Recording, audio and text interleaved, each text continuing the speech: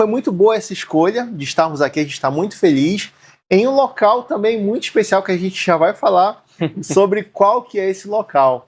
Mas a primeira vez que a gente viu o teu trabalho foi uma coincidência do destino. Talvez um acaso para alguns, ou talvez algo que já estivesse escrito. Sim. Nós te encontramos em uma gravação que nós fomos fazer na TV Cultura há um ano atrás, e a gente viu o teu trabalho, você falou lá com o jornalista, cantou, a gente pôde te acompanhar, e desde aquele dia a gente vibrou muito com todas as coisas boas que têm acontecido na tua caminhada profissional, e quantas coisas aconteceram, né, nesse um ano. Sim, muita coisa mudou. Muita coisa mudou, mas a gente continua acompanhando, e quando a gente souber essa possibilidade de trazer vozes para amplificar essas vozes, a gente falou, não, esse cara aqui, ele precisa estar nesse projeto. Então, a gente está muito feliz, tá? A gente está aqui contigo. Já quero começar te perguntando, como é que é viver no bairro do Guamá? Viver aqui no bairro do Guamá é uma experiência, como eu sempre falo, louca, mas no bom sentido.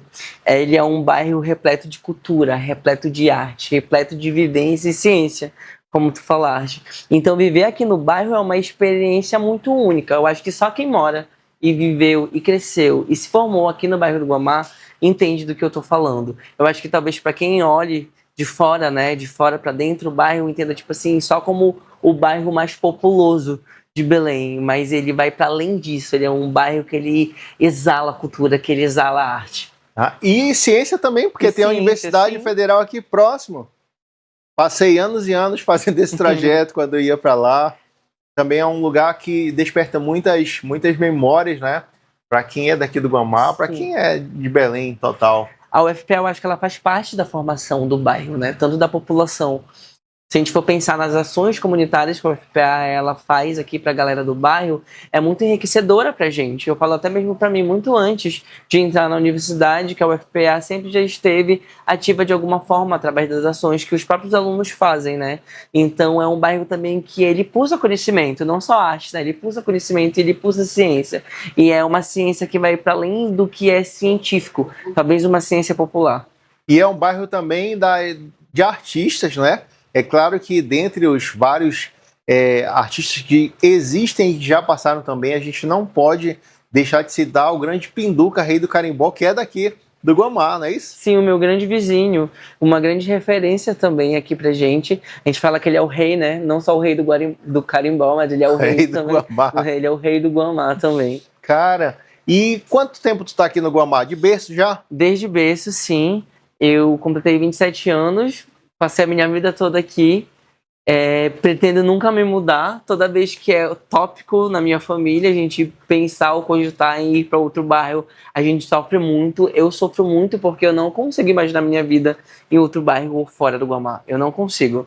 Não tem essa possibilidade. Toda vez que a gente cogitou, eu sofri muito pensando, eu não vou mais poder ter toda essa possibilidade, sabe, que o Guamá ele me proporciona. Porque ao mesmo tempo que ele pulsa arte, que ele pulsa cultura, ele é muito perto de tudo.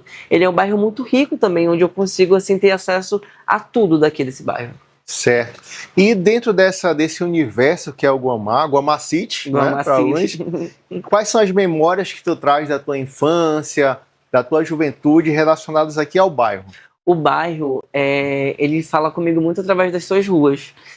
Eu cresci aqui na igreja, que é aqui na 25, na Quadrangular, e ela fez muito parte da minha formação. Eu acho que faz parte da formação de todo mundo também que vive aqui no Guamá. Eu acho que todo mundo que vive no Guamá, de alguma forma, tem uma relação ou com essa igreja ou com alguma outra igreja. Mas, para além disso, me traz muitas memórias afetivas em relação ao brincar.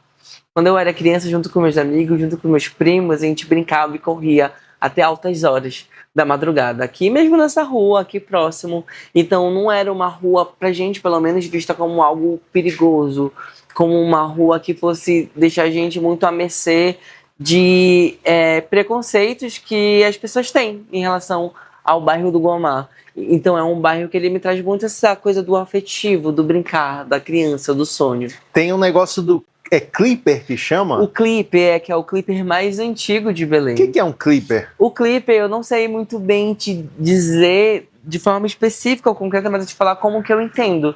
Ele é como se fosse um instrumento, a gente pode falar como um terminal, entender assim, como se fosse uma parada de ônibus, que ele ainda continua atuando como uma parada de ônibus, mas para além disso ele é um espaço muito cultural.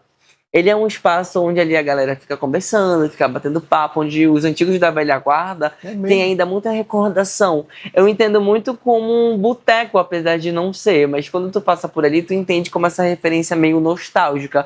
Mas também eu me lembro muito dessa coisa do transporte. É um ambiente uma ali, estação uma estação, exatamente. Eu não sei exatamente uma estação de trem, mas ele tem essa coisa de estação. E é o mais antigo que existe. Eu não sei se outros ainda existem aqui em Belém, né? Mas eu sei que no Pará, aqui em Belém, esse é o Clipper mais antigo que tem. Cara, que mais? O que é que tu lembra, assim, das mudanças visuais das ruas, de prédios? Como é que tu percebe isso? Falando do nosso grande vizinho, o rei, o Pinduca. O Pinduca, ele morava na rua bem aqui, eu sempre passava da frente, meu vizinho. E aí, uma coisa que pega muita gente é que ele não mora mais aqui, na Barão, onde ele morava, porque o bairro, ao longo dos anos, ele passou por uma estrutura, por uma mudança urbana muito brusca, nesse sentido de falar, né? Porque antes, talvez, a gente olhasse para o bairro e visse ele muito como um bairro periférico, e não como um bairro, talvez, urbano, no sentido de ter estruturas, de ter acessos. Agora a gente já tem grandes supermercados no bairro. O que era antes a casa do Pinduca bem aqui, que era uma rua repleta de casas, agora são estacionamentos. Então, essas coisas visuais, elas me pegam muito num ponto, assim, sensível. Mas, ao contrário, o fazer artístico da comunidade também se fez presente nas mudanças urbanas.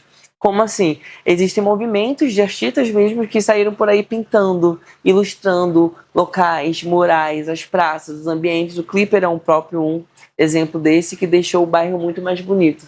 E por falar em cores, espaços coloridos, o espaço da nossa biblioteca é um espaço que significa muito para ti, né? Sim, eu cresci por aqui. Eu tinha um tio que ele morava bem aqui na frente e uma prima que morava aqui ao lado.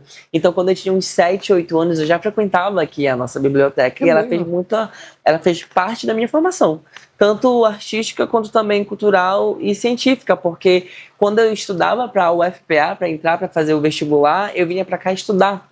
Então, tipo, eu sou muito grato a esse espaço, a esse ambiente que eu atazanei muito as pessoas que trabalham aqui, mas acho que faz parte da criança pimentinha que eu fui. Então, tá aqui novamente é muito simbólico, assim, me pega numa memória muito afetiva. E também a gente vai passear, não é, pela tua jornada. Sim. Também está aqui o Wagner de 27 anos e poder imaginar que um dia tu estava sentado ali naquela mesa, folheando os livros. Eu era obcecado pelos quadrinhos que tem aqui, o acervo, era um acervo muito interessante na minha época, eu sempre fui muito obcecado por visuais e tinha um grande quantitativo de quadrinhos da Turma da Mônica.